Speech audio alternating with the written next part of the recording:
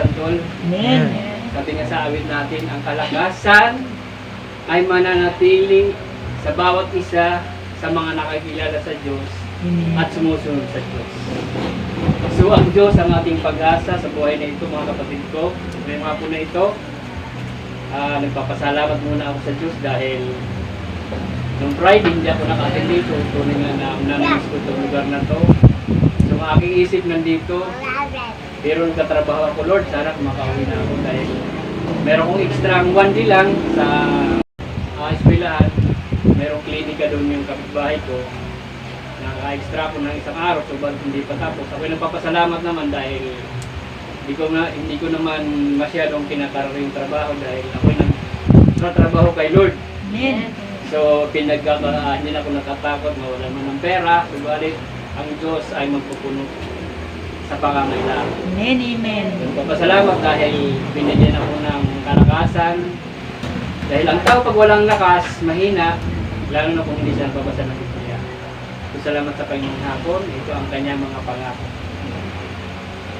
Sa awit 37:4, sabi rito, magkaroon ka ng kasiyahan sa Panginoon at ibibigay niya sa iyo ang mga hangarin ng iyong puso. Ipagtiwala mo ang Panginoon ang iyong lakad. Pagtiwala ka sa Kanya at ito ang gagawin niya. Ang katuwiran mo ay pasisikatin niya parang bukong luwayway. Ang katurungan ng iyong layunin tulad ng araw sa katanghalian tapat. Manahimik ka sa harapan ng Panginoon at matyagang maghintay. Huwag kang matakot kung ang mga tao sa gawain nila ay nagtatagumpay.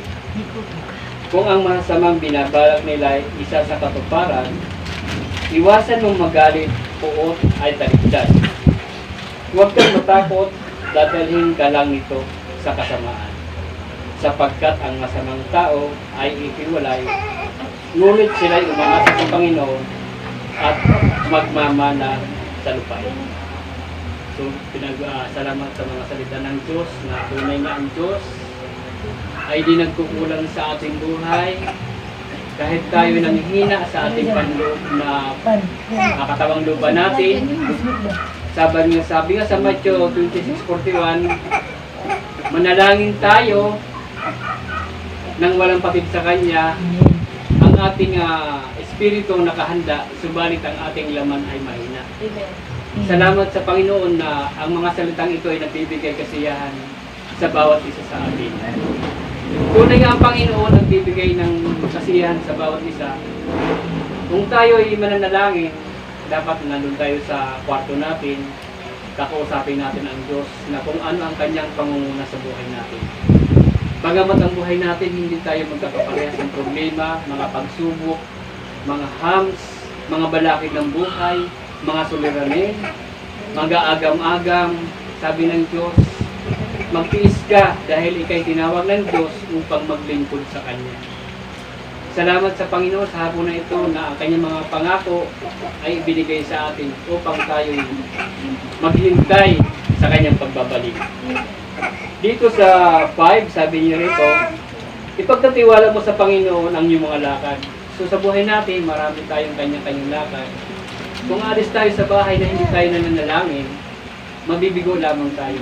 Bawat kilos natin, bawat iniisip natin, bawat binabalak natin, kailangan natin i-submit ito sa Diyos dahil ang Diyos lamang magbibigay sa atin ng kapasyahan.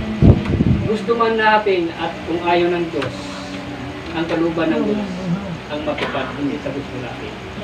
Maraming mga bagay-bagay na gusto natin sa buhay na hinatutupad yung ating mga gusto sa buhay natin. Dahil minsan tayo ay sumusuway din, hindi tayo sumusunod. Salamat sa Panginoon sa kanyang mga salita na ito nagbibigay ng malalim na pagkaunawa, malalim na pagkaintindi. Dapat tayo ay sumasubmit bawat oras, sa bawat araw, kung minsan ang ating panalangin ay 1, 2, 3 lang. Parang si Daniel. So mapala si Daniel dahil 3 beses na nanalangin. So dapat tayo, ang mga anak ng Diyos, 3 beses din nanalangin o higit pa. Para sa bawat paghinga natin, iingatan tayo ng Diyos. Minsan nabibigo tayo sa ating mga lakad. Nabibigo tayo dahil hindi tayo nagsasubmit kay Lord. So So maging manahimik tayo sa harapan niya. Kung nabibigo tayo sa ating mga lakad, hindi ito papahintulutan ng Diyos. So minsan ang tao nabibigo, nawala ng pag-asa, hindi nagbabasa ng Biblia. Sabi nga ni Mami, dapat kilalanin natin ang Diyos.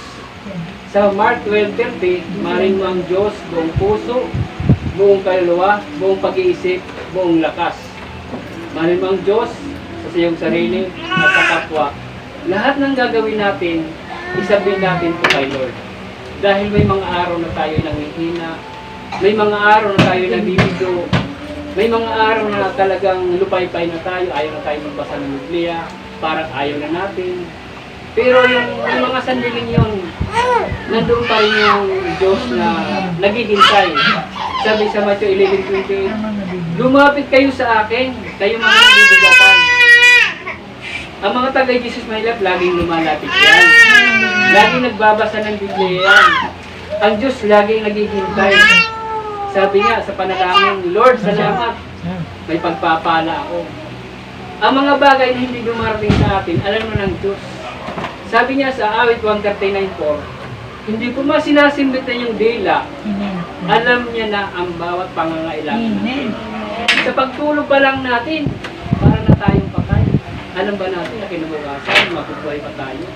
Hindi natin alam yan. Binigising tayo ng Diyos. Anak, ginising ka. Mag-almusal ka sa akin. Ano bang almusal na ito? Manalangin tayo walang pakit.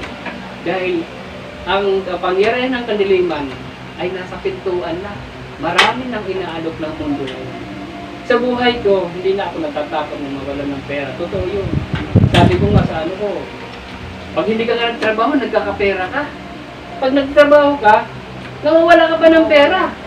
Di ba? Napapagod ka pa. Sa buhay ko, ang daming nag-aalok sa akin. Sabi ko, Lord, kasi yung buhay ko na doon ako nakapokus sa trabaho na yun, kahit isang araw lang yan. Nandito pa rin yung isip ko na ko, ang magpapasting na sila, namimiss ko pa ako yung dinataan na tuloy-tuloy sa trabaho.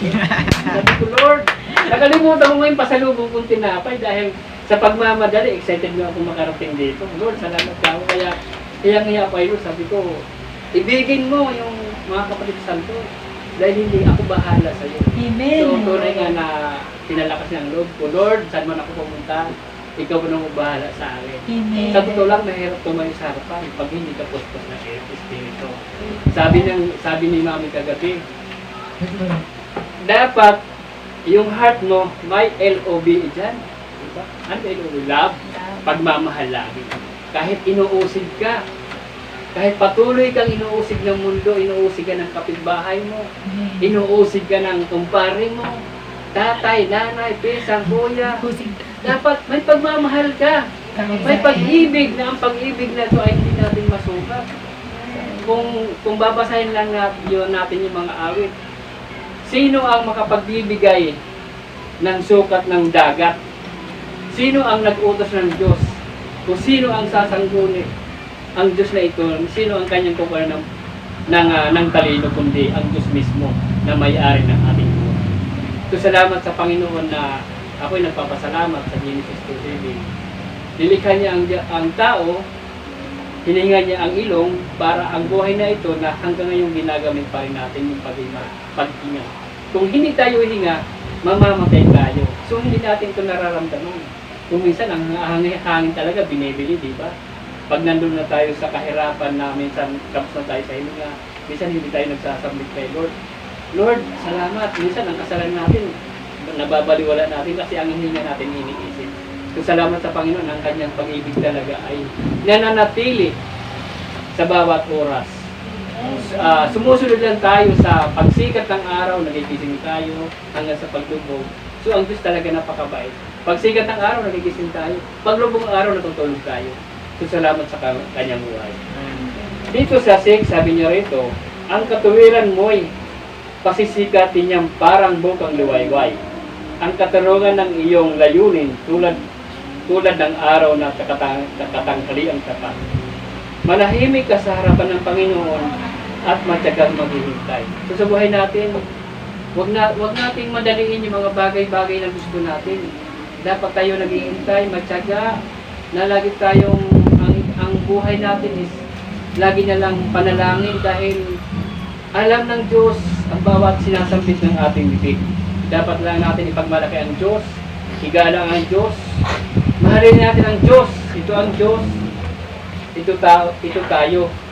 Dapat ang pagmamahal natin buong puso sa Diyos. Pangalawa, ang pamilya.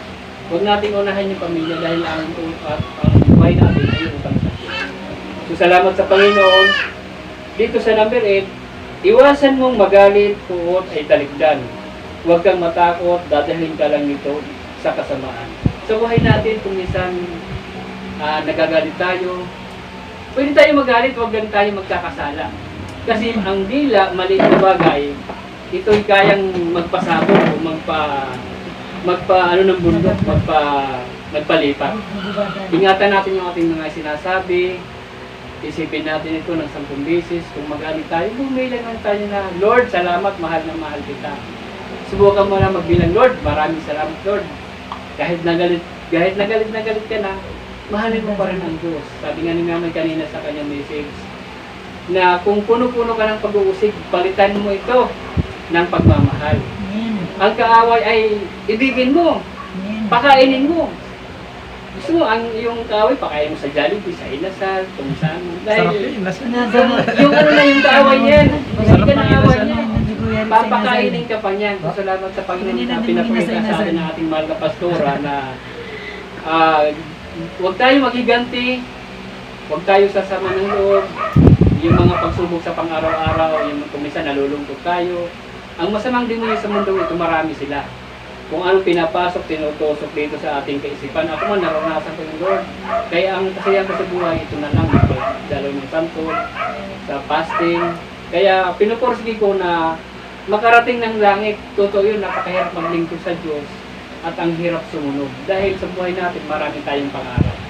So, ang pangarap natin, makarating ng langit, sundin ang kanyang mga utos, igalang, parangalan, ay hayaan ang Diyos.